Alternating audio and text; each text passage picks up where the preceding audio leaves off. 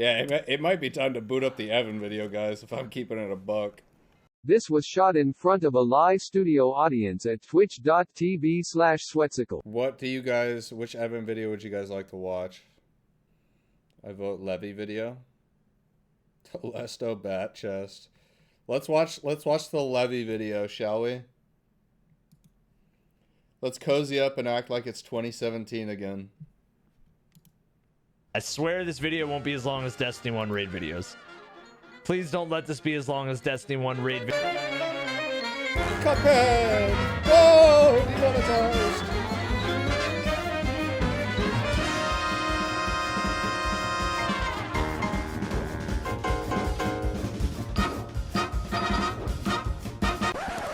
YouTube analytics. When did he upload this, bro? 4 years ago? Okay, it makes sense, bro. Because we got, like, the YouTuber in training intro here. We got, like, all the different plugs. Tells me that not a lot of people guys, are subscribing to the channel, but still watching the videos. So if you guys do like the content, please hit the subscribe button with the bell turned on. Remember, it's free, and you can always unsubscribe later. Destiny 2 year 35 seconds to start the video, dude. That's what a weird and mysterious place. So much change that we don't even think about now bogged the game down a lot. Dude, it's the campaign that they couldn't reproduce in their current lawsuit. It made the experience for veterans to the series, well, tough to say the very least. Player speed was low. Ability cooldown. Okay, sorry to keep pausing. This is a nostalgic blast. I forgot subclasses looked like this, bro. I legit forgot. Oh my god. And then with the Seed of Light, they added the third tree. Was slow. Double primary weapons and no Evanf1997's here, back with another epic video. Make sure to fuck the like button and join our Discord and sign up for my Patreon and buy all my merch and pay for toys for my dog. Whoa! I love my job! I do love my job, so subscribe. No random rolls took away the most vital parts of the experience of Destiny 2. I know I'm Batista bombing a dead horse at this point, but the point remains. These decisions felt very against the grain for Destiny, and we would later find out that it was due to a rush game development cycle by Activision, squeezing Bungie and profits. I'm about to go downstairs and slap Evan myself. I'm this close. Activision squeezing a developer for profit? No way! And everything was Activision's fault, by the way. The first Destiny to come play Destiny 2 on launch made you feel like the boy was the who reason took down that the Bungie wolf, was greedy. then a new wolf came in, and the boy cried again. Every single mistake the first game made was elevated here or worse than the vanilla launch, and players thought the game was doomed to fail and the legacy of Destiny forgotten for good. But we all knew that the one saving grace in the game was the raid. The 6-player activity home to some of the best mechanics, environments, and honestly just the most expanded upon encounters with the best loot. So how would the Leviathan play out? Would Big Gaul be the raid boss? Would those pyramid ships in the epilogue be the raid boss? Only a surprise that you would have to prove yourself worthy to discover was waiting. So, by all means, welcome to Leviathan.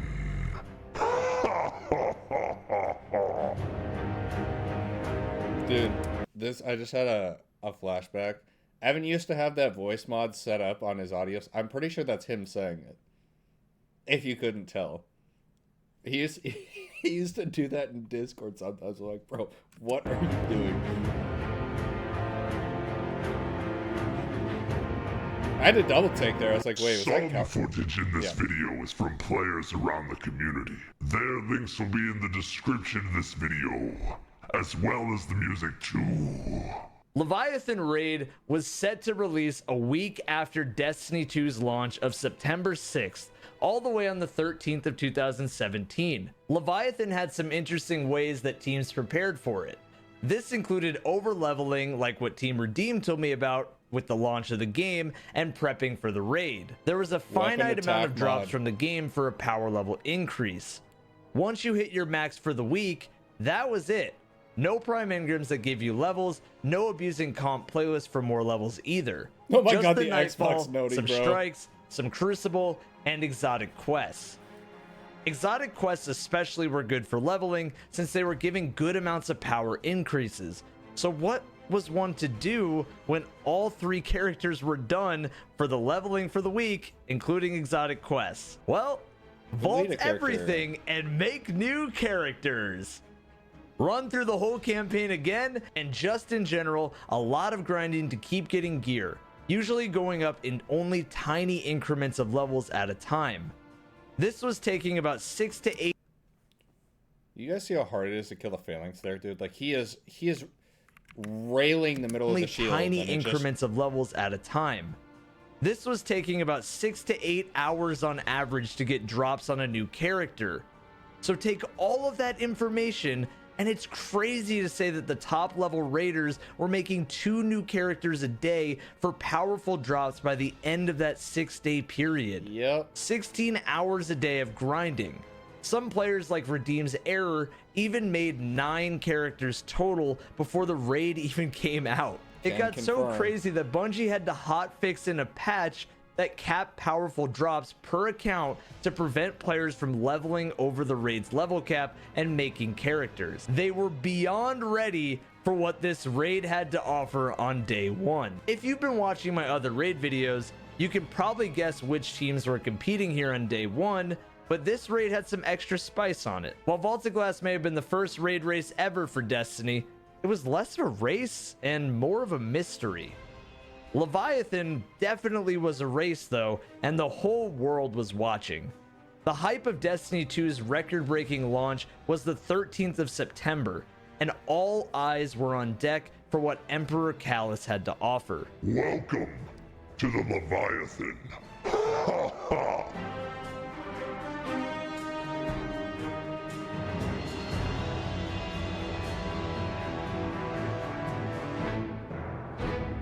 A planet-sized ship. Dude, a ship bigger than Oryx's Dreadnought. 2017. A ship full of atmosphere, environmental storytelling, and, well, gold. When entering, you will see Nessus behind you, and when walking through, none of the enemies will shoot you as long as you don't shoot them. One cool fact about Leviathan is, well, why it's named Leviathan. It's a planet-eating ship, but the star that it ate and is at the center powering the Leviathan is named Leviathan. So, yeah, that's pretty cool. There are 3 entrances that I'm aware of to enter the Leviathan. One in the middle on the pipes, the normal way through the Colossus that every teammate shoots, and one on the left side where the waterfall is located. Oh, and if you speedrun, the corners and oob to the underbelly. Oob. Focusing on day 1 though, nobody knew. Mom, that's me! What? Wait. Dude, this is I remember it was me, Fish, Bubby, Glad, and who else was on our team? Nobody knew what went where, how this raid operated, and how it was all connected. I'm going to go out on a hunch here and say that Leviathan is the biggest raid in Destiny 2 in terms of sheer area. But most players experiencing it for the first time won't even see half of it. But more on this later into the video. The day 1 experience of this raid came down to learning the new variety of encounters that Destiny 2 would come to offer and how new mechanics would be introduced. You gotta understand that having your abilities capped hard, your weapons being 2 primaries, and your player speed being tremendously slowed down created a hard day 1 experience no matter which level the players were. The first encounter was fairly straightforward though, and would serve as a hub encounter to the rest. This was the Castellum.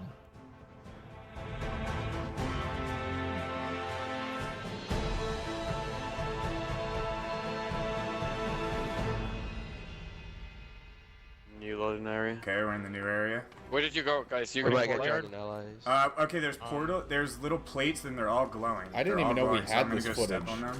I think if we might have to grab the fire. Get the ads down first. Get the ads down first. Okay. That's me on the Xbox mic, dude. An area that acted as Firelink Shrine from Dark Souls. Look, I know it sounds like every IGN review right now, but trust me, this actually applies to this raid. This area took you to 3 different paths, and the route changed each week where you would be starting and going. The day 1 experience started with the bath side, where the task was simple. Take out the Centurions in each door entrance, cup side, axis side, and dog side, and plant the staff into the plate that was the first of that week. Only thing that was going to stand in your way was legionaries trying to steal the staff and scions and bubbles casting shields on those enemies. Once you were past that, it was easy pickings. In this area, if a player dies, it's not a respawn restricted, so they could just res after 5 seconds. But one thing that was significantly different about this and all raids in Destiny 2 compared to 1 was that if you died in a respawn restricted zone, you could be rezzed instantly, but at the cost of the player that rezzed you to lose a res token and not be able to revive you at any point after unless a full team wipe were to happen. In Destiny 1, normal mode had a 30-second timer, but you could just revive someone more than once. In hard mode, you couldn't revive anyone, but in Destiny 2, it was a token system much like the vendors in the game. One thing to also note here is that there was an overall wipe timer. So if somebody stayed dead for too long, the game would just wipe the whole team. After all 3 staffs were planted, it was on to the boss.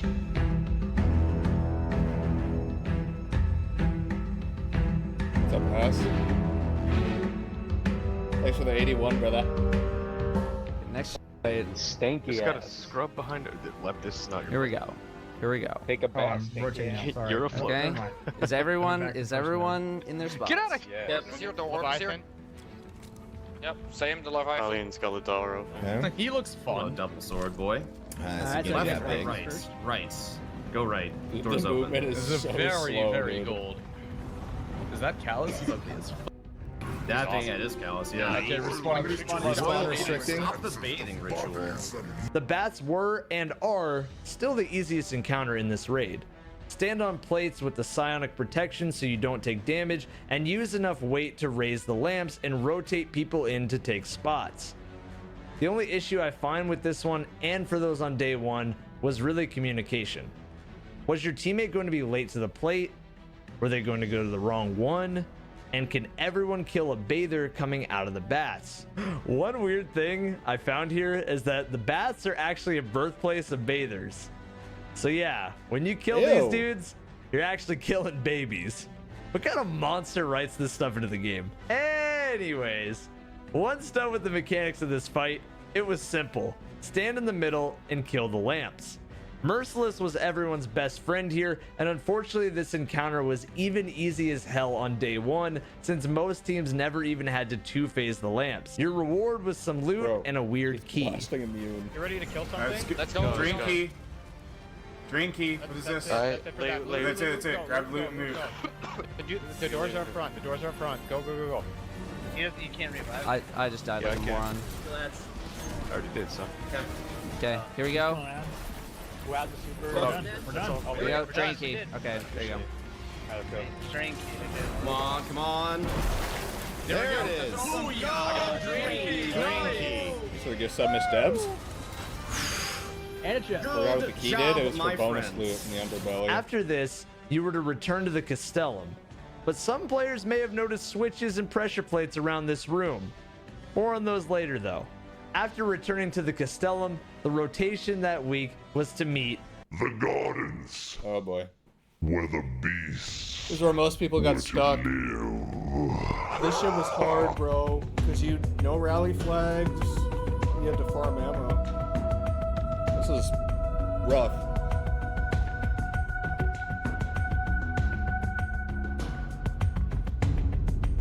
There is Okay, I'm watching other streams. There's a bunch of stones. They're like in a forest type of thing. Ooh. Watch your step. You never know. Are we gonna have war beasts in here? Most likely. Sound. This looks like. There's a beam of light. I see a beam. These load screens take a little while. on, Alright, guys. split up. Everyone's got heavy. Split up. Let's do this. this encounter. Dogs was an expanded upon version of Gorgons from Vaulted Glass, with almost a Horizon Zero Dawn inspired stealth to it. On day 1 and normal mode, there were 6 dogs. 1 on R1, another on rock or cave, and a third on R3. The same can be said on the other side with 1 on L1, tree or forest, and L3. Dogs relied on one thing to beat them. Photosynthesis? Oh. Wait. I see it. Oh my god, I forgot about this. Look where I'm aiming at. I'm here, Poke. Where? XCC, do you see my laser for a split seconds? Yeah. What about there? Over there, there's some glowing. Over there's a shiny thing. Breathe a spore. I'm gonna make it. I'm gonna make it. Careful, there's a dog on the left. There's a dog. Oh! You pollinize something and you give it the light for it to use photosynthesis.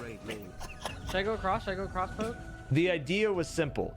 Take 2 people with the seed standing in light and shoot a flower where everyone else had pollen in their hand to grant a buff. If everyone with a pollen stood next to a flower, then times 12 buff would be granted. The more buffs, the merrier. Just watch out for those centurions, because after every flower is pollinated, a centurion enters the area to alert the dogs. So many ideas were thought of here. Should I shoot my teammates with the light while they carry the pollen? Do I shoot the dogs with it? What do the sides of the arena mean? All of it came into play. This encounter would eventually be tackled with each player being assigned a dog to kill and could take up to 3 rounds to get it done. A couple of cool facts about this encounter is that each dog is named after a Cabal enemy we have fought before or were going to fight in the future. Also, the Calus statue in the room gives the player instructions on what to do here, with Calus holding a crystal and a spore in each hand. Now, the struggle with this encounter came down to players messing up a route, not being able to do enough damage with lack of buffs, and overall communication. Remember, there was no extra mod buffs like Striking Hand, there was no oppressive darkness, and you were restricted on which weapons you could use to an extent. After 3 rounds of damage, not only did you get less time to collect buffs, but the door would close and wipe everyone. However, okay, again, no finishers, by the way. Bro, look, this is times 36 with Merciless, and it's doing nothing. You could use to an extent. After 3 rounds of damage, look, he's got a little under half. Not only did you get less time to collect buffs, but the door shot 4 fusions. It took out about 25% of his health bar. Nobody, and he's still not everyone. However, if you did beat the dogs, Calus gave everyone a fireworks show, a random key again like bats, and some loot for your efforts. Now, back to the Castellum again. Why is his res back in the room? His res is back in the room. What the f? Kill him, kill him. R1, go get the res, go get the res. We got it. Easy, go. Oh my god, let's f***ing go. Go back. Shots, boys. Killed mid. There's one right here. The other one? Where they at? I don't see anymore. I got one. There we go. There it is. Nice. Good. Nice. Just up top. Oh, we got him. Is he the last one? I don't know. He's very low. He's dead. We got it! Let's get those. Chest is on top of the safe room. The next challenge after another Castellum completion was the Gauntlet. Oh boy. Basically Mario Kart, but with your feet.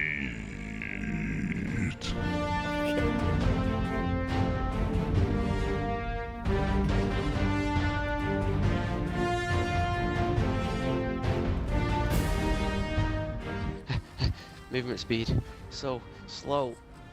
Make a snack for everyone real quick. Yeah, I got you too. Wait. Guys, I'm going to make a sandwich. Be back in like 20. I do not have that email. I lied. Happy Thanksgiving. Eat your ramen. It's a hornucopia. There you go. That's what that is. Come on, man. We had it. Get on your plates. Start them now. The Gauntlet was really the first puzzle encounter in Destiny raids, unless you count the Secret Outbreak Prime Quest or maybe Gorgons, but I don't. The Gauntlet required players to let each other through with charges in order to pass the test for Calus. This encounter asked players to take up different roles or stay stationary. Once ad clearing was done on each side and Centurions were killed, 2 players grabbed a charge. 1 on dog side and 1 on cup side are teleported into a race against their own wipe timer. The other 4 players must split into 2s on either cup or dog side if you do it in this method. In this method, or the rotation method, one player on each side stands on a plate and the other one on the outside gets ready to punch. There are 3 triangles that these 4 will be looking at, while the 2 on the inside see 9 circles, with one of them being a red circle while the rest are green. The person on the inside... keep it a buck, dude. This explanation is trash. Must call out the symbol they see up top and the area where the red circle is. So for example, if I see a red circle on the middle left, I will just call out middle. Yeah, I don't know what the rest of that was needed for. He's teleporting inside. Well, each player approaches a wall. There will be a glowing red circle. The people outside, on the outside, have to shoot the other 2 blah, blah, blah, blah. Because on the outside for those 4 people, they only see 3 triangles.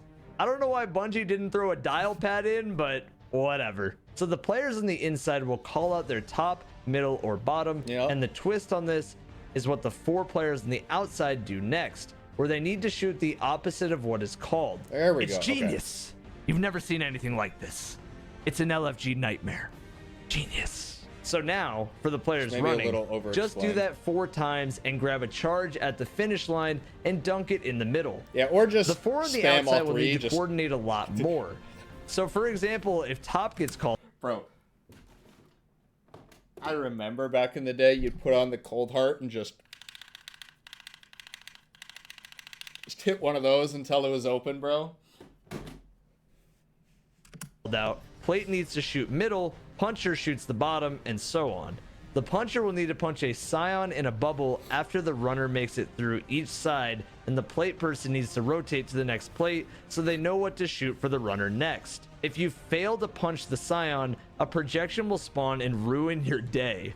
After each side, just rotate and do that again. For round 2 will have missing parts of the floor for the runner, and round 3 will have more of that. In this case. But also the plates start hitting you with an extreme gamer move and punch you over and over again from underneath. The other method outside of the rotating method, like we just talked about, is the less fun option in my opinion.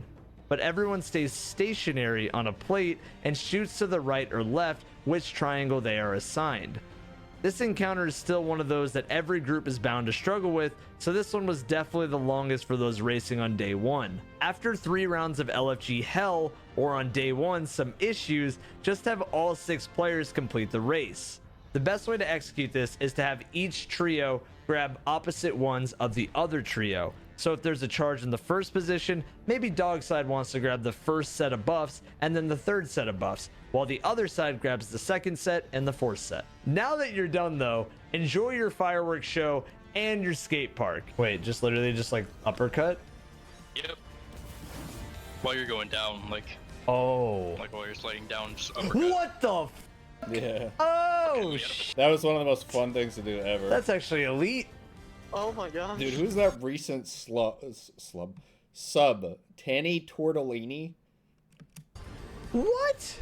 Hold on. That's how that works? Now that all the tests had been completed, it felt like Leviathan was just one big game show, and you were the contestant. Fake Calus greeting you, laughing at you, shooting fireworks off at your accomplishments, and every encounter was different from the last, like a mini game of sorts, leading up to the final challenge. Oh, we got it. Jesus, dude, that part sucks as a warlock, dude. I'm at the finish almost. Why did I die? I fell. I didn't fall Just at all. get it in there, I'm sorry. Get in there.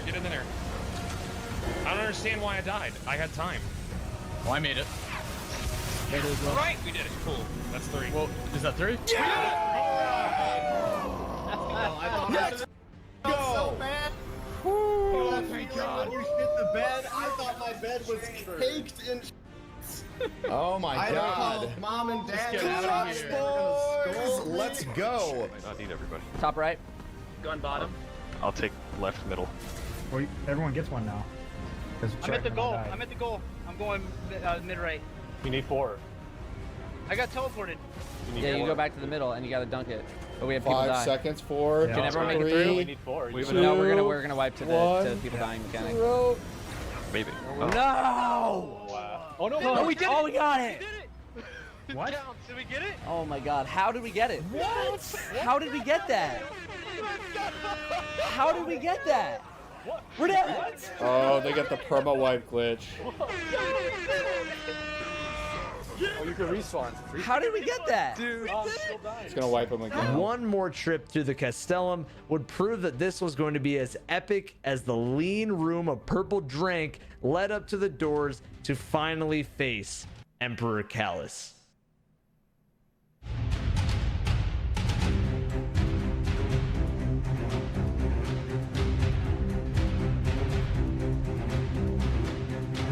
Daddy?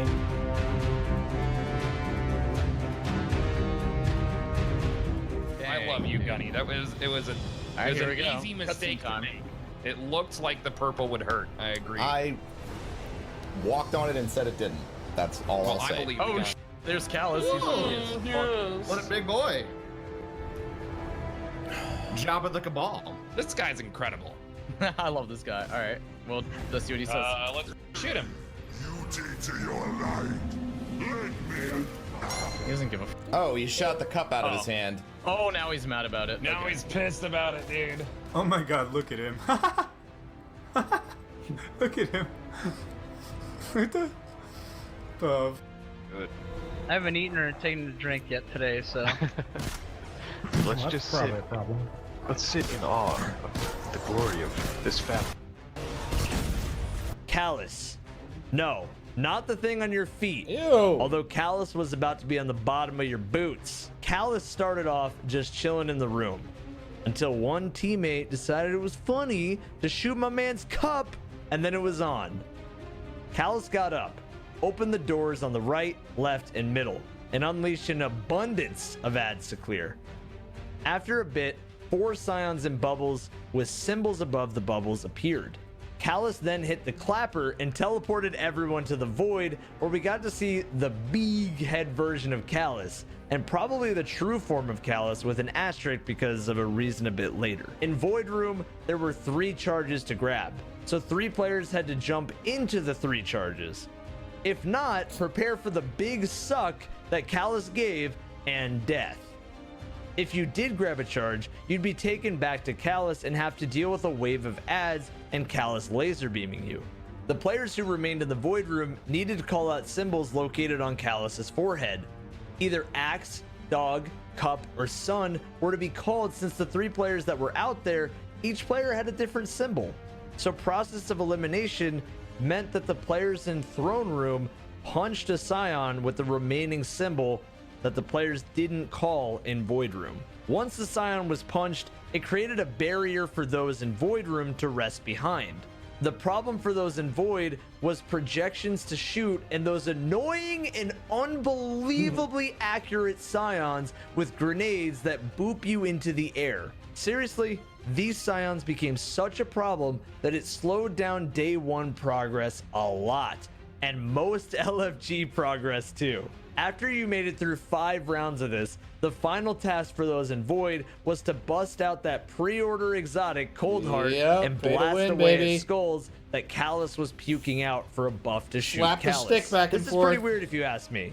Calus helping you beat Calus, but I digress. Then join your teammates and tick away at Calus's health. While Void Room was shooting skulls though, Throne Room was actually shooting Calus' shield down and waiting to fully take it down for Calus to stop shooting skulls and stop applying buff. Of course, you just didn't want to die in Throne Room. Speaking of damage, on day 1, this took the world's first team up to 5 damage phases to complete, and some teams lost here just to not having enough ammo, not having survivability for 5 phases, some not being ready for new attacks, and some failing at final stand. Oh, now we gotta do this one more time. I'm dead, dude. I'm shooting as much as I can, but I died in the process. Ah, yeah, so that's what we gotta do. Stand. We have a little bit. Oh, I did about, Yep. Come on, Ben! Did you get him? Not yet. Nice. I have no idea how much health he had Oh, left. he just blew up there, didn't he? He exploded. He had about half of that last bar. I was still alive and shooting by the way. They would have had now that you'll if they notice had, like, something 2 as extra Calus seconds. begins to get weaker. That's rough. He's a robot. And a dang strong one, too. This is a 15-month Simply Dead. Yeah, get off. Off the plate. Yeah, final ban. It's gonna happen soon. Ready for it? Keep shooting, just keep shooting. Get off. No. Shoot him. Final stand. Nade, supers, anything. Shoot him. One. We got him. Got him. Oh my god. Woo! Oh my god. Nice. Let's go. Oh man, that was too close. That was way too Oh my god. Nice. Oh my god, we did it. After the world's first teams beat him, Calus had some words to say. Everything you know is a lie. There is a truth beyond what your people and your speaker have told you. I can take you to that truth if you seek me out. These gifts are a reminder of my words. Emperor Calus has spoken. And if you'd been doing the Legend of Acreus quest, then you'd have progressed your quest to get one of the best shotguns in the game. But just get ready for that hell of a strike. After completion of Calus, get ready for the big reveal. Time for the real final boss. Oh my god, bro. Can you imagine there was another boss down here? That would have been so sick. That wasn't him. That was a robot. Oh my god, if there's another boss? Yeah, it was. Dude, it's another Calus, dude. That was a fake Calus. Look at all of these Caluses. Oh my gosh. I mean, he said enjoy my gift to you. Calus is Oh my god. that's pretty extravagant. Wait, Mask, I got the mask. What a badass. I'm leaving. Okay, orbit. Let's get out of here. I left up. Oh my god. Oh. Yep, Calus Army. This sent reactions in many different ways, from people being excited for what Calus was really doing, and others being annoyed that this raid boss was a tease for a future raid boss. The first time this series had ever done that. That's my boy. This and all the other feedback to the game left fans pretty split. So what did you think of the ending of this raid? Let me know in the comments. Okay, so that was Leviathan on day one, and not too long after. What did you think when they took this raid away from us 5 years ago and then promised that they might bring it back, you know? What did you think, huh? This raid would get the prestige mode treatment almost a month later on October 10th, 2017. Prestige mode came with a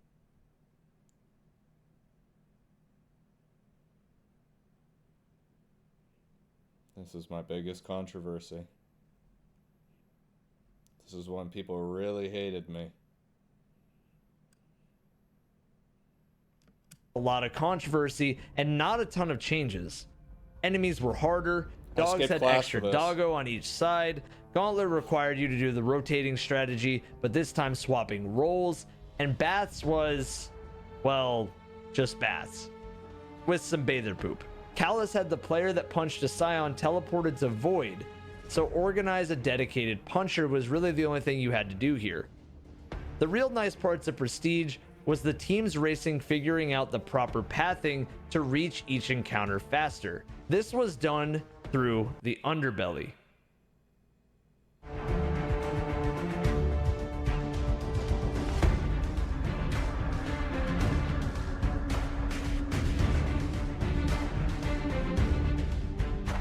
The Underbelly is a vast majority of the size of the Leviathan. The Underbelly is really, and everyone say it with me, the Dark Souls 1 connected world. Yay, see, I said it. I said it. I said it. The Underbelly is extremely cool and acts as the place to deposit those keys from encounters. The keys were to be used to open chests associated with the name of the key, and some were easy, while others made you had to go through an obstacle.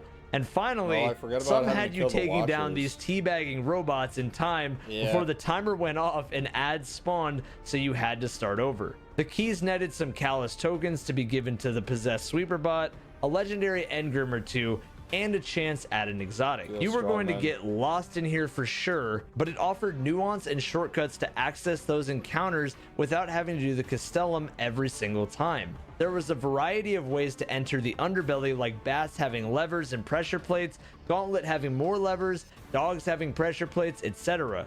Some had some great little details too, like Gauntlet's lever order being the order of the pots on the ground next to them, who is from press small circle, dude? Huh? Large, or the levers from Waterfall needing all 6 players to pull at the same time. So many small touches here, and I absolutely love that you didn't have to do the Castellum every single time, as it felt very repetitive after a while. Players who were racing needed to have the underbelly mapped out in order to win the race. One last thing that Prestige also did with the underbelly was it took away the symbols that people were used to seeing to map out which way they were gonna go in order to get to certain encounters. The controversy here came with team. I need to get this article framed. I've always wanted to, but I keep forgetting to do it. Either that or the Reddit post that tried to cancel us. Redeem and others using what is called the coil glitch. The Wardcliff coil is a very unique weapon. Every rocket fired from the coil breaks into 8 smaller rockets that track enemies individually and do their own damage. For this effect to work, each of the 8 smaller rockets are treated as their own entity. Therefore, in the coding, 1 coil equals 8 rockets. When you switch off coil with 1 rocket to another rocket, for example, the game checks your ammo counts in the coil and sees that you have 8 rockets, then checks the new rocket's max ammo, which is 6. The game then realizes you have more than full ammo. This works with every weapon and also explains why switching to coil always leaves you with no ammo, since 1 coil is treated as more ammo than any other power weapon you can ever equip. This is a bug, not a cheat or an exploit. Lots of teams competing used this because it wasn't listed as a disqualification on Bungie's rules like the add despawn glitch at Calus was. Yep. Team Redeem would win this race, but oh man, did controversy ensue. This one. This is the one, yeah, by user deleted, pussy boy. Little witch hunting rats. It's really funny because if you still read the rules of r/Destiny the game, one of the main rules is no witch hunting, but that's exactly what they did. And then it was left up on the Reddit. It was front page of the Reddit. It had thousands of upvotes. Crazy, huh? And Destiny 2's launch was looking tough to say the least. I want you to know. Yeah, also 9 out of the top 10 teams use the coil glitch. It was even more ironic that top teams that were accusing us of cheating didn't know that people on their team were using it too. This raid was fun, but the state and systems in Destiny 2 at the time definitely affected its favorability. Sun. All bait instantly. No. Let's go! Let's go! GG, I'm pretty sure that is it. Now, I know you've probably been waiting for this, and that is the loot discussion. So, let's have it. Yeah, let's the loot loot the game again, baby! Other than Midnight Coup. Outlaw Rampage for fast reload after headshots and more damage after kills. The Pulse Rifle inaugural address with Outlaw and Kill Clip for more damage after a reload. Sins of the Past for Cluster Bomb rockets. Mob Justice for SMG users with Pulse Monitor for increased handling and reload when low. And Moving Target for increased stability on a moving target. Alone as a God had Triple Tap for 3 headshots giving you 1 bullet back. And Snapshot for quick aiming. Ghost Primus had high impact reserves and under pressure, which makes it more accurate the lower your ammo is. Conspirator, the scout rifle, had full auto and Dragonfly, which was baby Firefly, and would explode heads on headshot kills, doing damage to those around the target. Finally, it stared back. A baby pencil. That was a legendary sword, which was rare, and it had a heavy attack animation, which was shared with Ray's. Okay, this is the part where I was gonna be like, oh yeah, you guys remember when we had this, but we're finally getting a testing zone? I'm finally happy they're finally doing like a what are they calling it? Is there like an official name for it? Yeah, it only took 5 years of us complaining for them to be like, okay, well maybe we should have an area for players to test their Yeah, shooting range, firing range, whatever. Slider from Destiny 1. The weapons outside of the sword all shared the perk Ambitious Assassin, which overflows the mag based on rapid kills. Also, the Legend of Acreus exotic shotgun, which was fantastic and even had its catalyst. Yes, catalyst in a random prestige mode chest. We'll save that discussion about Acreus for another video one day. Just know it was good. The gear looked cool and offered a different. Was it that? I thought you had to do like the little wax seal envelope things in order to get the catalyst. Wasn't that what it was? Or was that just the gun? Maybe that was just the gun. Shade for prestige mode, all with the white, purple, and gold feature like the weapons. The gear could even drop with new mods like Striking Hand for a 20% damage buff after a melee kill, Giving Hand for heavy ammo after a punch, Shielding Hand, etc. Really cool mods, still relevant in 2020. Emblems and an extra chest were given for challenges too. Challenges were pretty straightforward here though, and didn't really offer anything like a Destiny 1 challenge would. Like Gauntlet requiring everyone to just do each job, Baths needing someone on the middle plate at all times, Dogs, I mean just one phase the dogs, and Calus requiring all 4 plates to be stood on for damage at the same time. So I guess that's really everything Leviathan had to offer in terms of what Bungie set out. But the player base found a lot more nuance in challenges and especially speedruns. Different videos, but trust me, some of the coolest speedruns you will ever see in a video game, period. I mean, just watch this.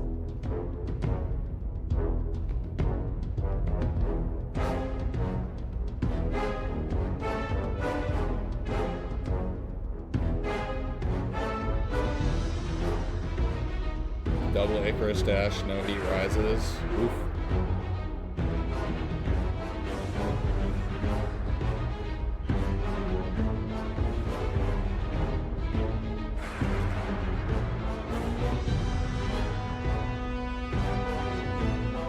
What was that? Now I feel like it's time I talk my big game on this raid with my chest out. My chest is literally out, so talking a big game. I love Calus. I love the underbelly as a concept, but I can't say I love the Gauntlet after the first time through, or Baths in general. It feels like to me, Bungie was afraid to expand on ideas and execution in some areas. You know I hate just doing plates, especially if it's waiting and killing ads. But I also hate when the game feels like I'm not in control of my actions at all.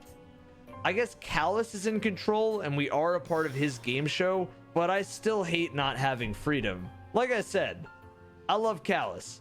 The boss fight was wonderful for the time and showed what Destiny 1 could not do, and that was set new boundaries with sheer scale of encounters, and Void Room being a spectacle especially. This raid had a lot of love put into it, but was bogged down by systems in year 1 that prevented it from reaching its full potential. I think this raid could have benefited from another boss room encounter outside of Calus, and maybe even encounter in the underbelly to spice it up. I want you to close your eyes and imagine an optional raid boss in the underbelly. One that could drop a weapon with really low odds of getting it, but was unique to that boss. Also, it could drop an emblem, shader, gear, whatever. Oh my god. This would add to the exploration of the underbelly tenfold. I still wonder how this raid would have played out given the current sandbox and systems of Destiny 2, and with a little bit more time being able to put into it instead of Activision squeezing that time. The lore is tremendous here and tells the story of how Gaul came to power, betrayed Calus, and how Calus is kind of like Julius Caesar betrayed by Gaul's Brutus style army. I think environmental storytelling is great with the architecture, telling us how big of a deal Calus is, but more importantly, it invests the player into the story of what the hell is going on here. Currently, because Destiny 2 was changed in so many ways to improve the game, this raid is an absolute joke in terms of difficulty, with Calus being killed by every single exotic in the game by Sweatcicle. Whoa! Dude, who's this handsome guy, dude? Looks like, dude, who is this Chad, dude? Who is this guy? Wow. The look of Calus and the design of the raid will leave a lot more excitement when it eventually returns with the Destiny content vault. Yes, this raid, much like a lot of the upcoming raids in the Destiny 2 raid series, will be going away on November 10th to make more room for future content.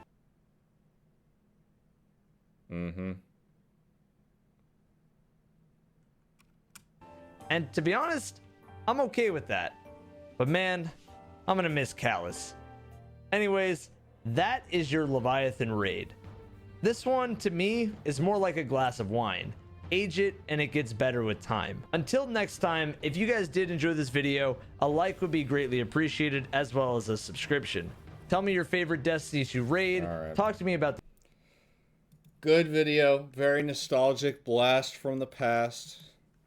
Make sure you guys go check Evan out. I'll go kiss him on the lips if you do.